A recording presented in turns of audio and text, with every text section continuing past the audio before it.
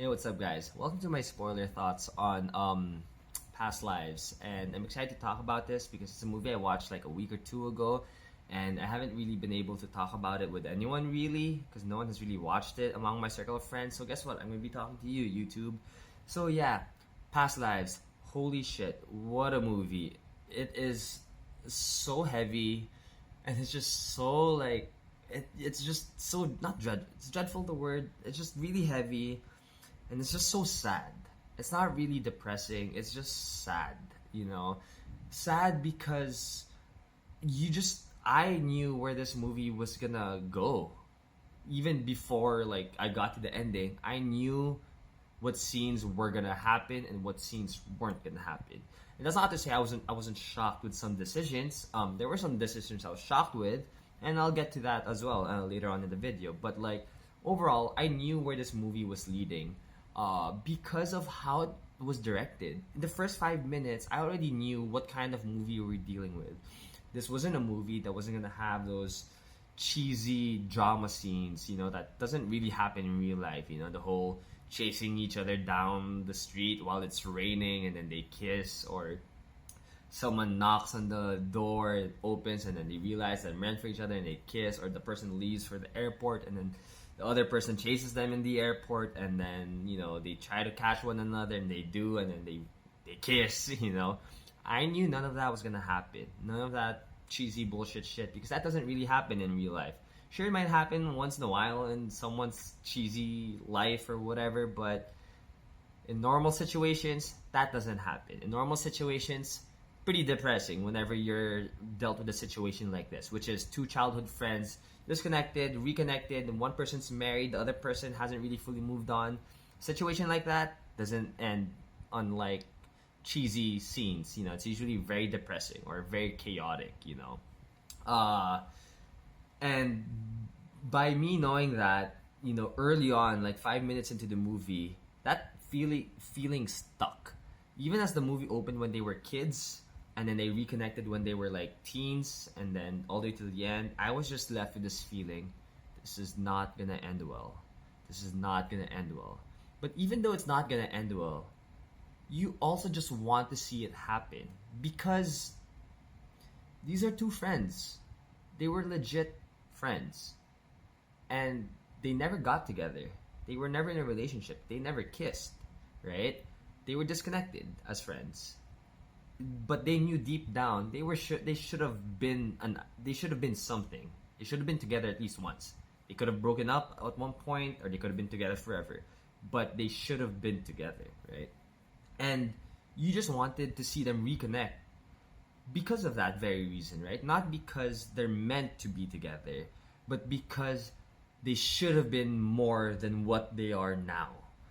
And them hanging out, catching up with one another was amazing to see. It was like the seesaw of like the chemistry that they had. The best way I could put it, they had chemistry and at the same time tension. Chemistry in such a sense that you could see that these two really have a genuine friendship with each other. They really genuinely want to get caught up with each other's lives that they've missed out on for how many years. But at the same time, there's this tension that like they want to be together. Well, not necessarily want to be together, but they acknowledge the what could have been. And you see that in their eyes, how their eyes move. They look at each other, and when they catch each other, they look away, or they kind of give this half smile. And that felt really real and authentic because I've seen it so many times among friends. I've gone through that at one point in my life, and it's just, again, so real, it's so authentic. And seeing them reconnect, you're just so happy that these friends are reconnecting, getting to know each other, and like just seeing this genuine friendship build. But at the same time, there was always this elephant in the room that like, hey, what could have been? It sucks that this didn't happen. And they start talking about that, right? They start talking about it, and it's just so nice. It was so like it was written so well, hearing each person's perspective. Nora, who's already happily married with Arthur, and Haesung, who's also just he's like kind of just out of a relationship, complicated relationship. So he's just trying to understand the situation, and he kind of just feels, I guess, robbed in a way that like this never happened. And it's not saying that he wants to get back with her, but he's just really frustrated that like this never happened. And I think both of them, even to Nora also, she's also frustrated that it never happened. But you know what? That's the past. They can't do anything anymore, right? That's like a multiverse basically. They're in different areas in their life now, and they just have to deal with it. That's life. That's real life, not like fake drama, right? And that's what I loved about the movie was that it was really presenting. There were situations. The two leads were given situations, and the decisions they made were very real. You know, decisions that any real person would have done, right? Said or done. And that really made me love the movie even more. It just kept doubling down on its authenticity, and it was so great to see. Shout out also to the scenes where they were having like their Skype calls. It was so cool to see them communicate with each other and like Skype during while they're eating and while they're at work. It felt real. Again, that's like especially when you're in your teens. That's usually how before. I'm not sure how it is now. That's how you kind of like get close to one another, right? And of course for them it was long distance, which by the way I don't believe in long distance. So like even when I saw them trying to do long distance when they reconnected when they were teens, I knew that this was gonna be like a bad idea because it was a bad idea for me. Yeah, so remember the past. So just seeing these decisions made again keeps feeling more and more real. They keep doubling down on its authenticity, and that just keeps making me invested in the movie even more. And I love it. That's what I love about this movie, and really love something I really wanted to call out is Arthur, the husband. What a great decision to include Arthur in this reconnection that Nora and Haesung have. Because again, like the two friends, Haesung and Nora, they were never a couple. They never kissed. There were never any established romantic feelings, right? So I thought, as I was watching the movie, I kept thinking, you know, Nora's most likely gonna tell the husband, or will she? Will she? Won't she? I always entertain that she might, you know, because again, they were in a happy relationship. There's nothing to hide. So it was great to see Nora actually tell the husband, and the husband. The most surprising part of it was he was supportive of it. Now this is where I was surprised. I really thought they would have gone the cheesy route, or like, of like the husband, you know, being like the wrench, the monkey with the wrench here. Like, no, I don't want you to see him, and then that causes friction, you know, in their relationship.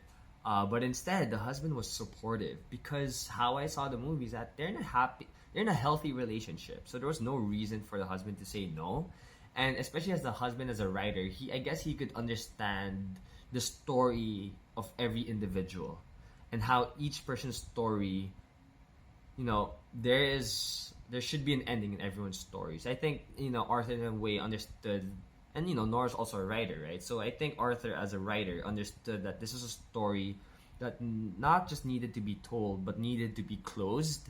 So that's why he was also supportive of it, and he brought it up in the movie, right? He was saying how like this is a pretty wild story if you think about it. So shout out to Arthur for being such a green flag husband, basically.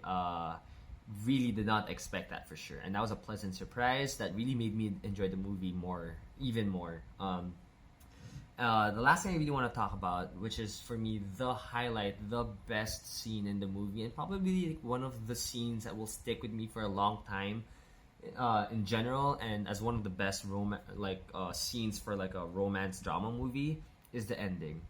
So in the ending, Nora walks Haesung to his Uber, so from Nora's house to like some Uber drop off. And as they're waiting for their Uber, they're kind of like beside each other, side by side. And from what I remember, there's no music. They're just standing beside each other, and it's so like tension is wild. Tension is wild. Me as a viewer, I just knew deep down, I knew what was in their heads, in their mind, right? Like, It's not that they want to kiss, because again, she's married. Nora's married. She knows she's married. She's happily married. She's not in love with Haesung, and Haesung knows Nora's married and is happy for Nora. But I know that they know the situation they're in. That in a different situation, in a different life, where we are right now, we would be like rekindling. We could be kissing right now. This is like a moment where we kiss, and it should be okay. But it doesn't happen because they know that that's not what life is. That's not where they are now. This is where like life played out the way it is. So you could just feel that tension and that sadness. The sadness, not that they should be together. The sadness that they never got to explore that they were together, and they will never explore being together, and that just ultimately sucks. It sucks knowing that there's someone out there, someone in your life that you knew it was a chapter that was left untold, a story left untold. And that sucks, that's a part that sucks. That's a part that's really sad and that really breaks my heart. And seeing the tension as they were waiting for the Uber, it was just insane. It was so gut-wrenching. And when she left and Nora was walking back home, it was like a slow walk home. And as she walked home, you saw the husband pan. Like, as the camera followed Nora, you see the husband come into frame, and he was sitting down on the stairway to their apartment, and he was just waiting. And that's amazing because it just really shows how supportive Arthur is. And then at that moment, Nora just breaks down and cries. Again, not because she loves Haesung, but because it is just such a sad situation to know that there's someone who was so dear in your life and is now just someone in the past, right? Like, that person is gone, and a part of you knows that like something should have happened. The what if scenarios of things is coursing through your mind, and it's just so complicated, and she just breaks down. And I understand that. Again, it's not because she loves Haesung and then she has feelings for two people or whatever. I never got that impression. It was just sadness because of like acknowledging what would have, could have, should have been, and that's a heavy thing to deal with. So it was really beautifully done. She said nothing in that scene. Greta Lee, her character Nora, said nothing in that scene. She just cried, but those tears spoke 1,000 words, and that just made me, feel really sad. Made me tear up a bit. It was such a powerful scene. So yeah, overall, those are my thoughts, my spoiler thoughts on Past Lives. What a great movie. If I hope this video has convinced you in any way to watch it. If you're into spoilers, please watch it. If you have watched it, I'm curious what your thoughts are. Do you guys like the movie as much as I did? Because I really did, dude. It's like easily one of my top 5 movies of this year, probably. So yeah, if so, comment down below because I would love to talk about it with all of you. And until then, I'll catch you guys in the next one.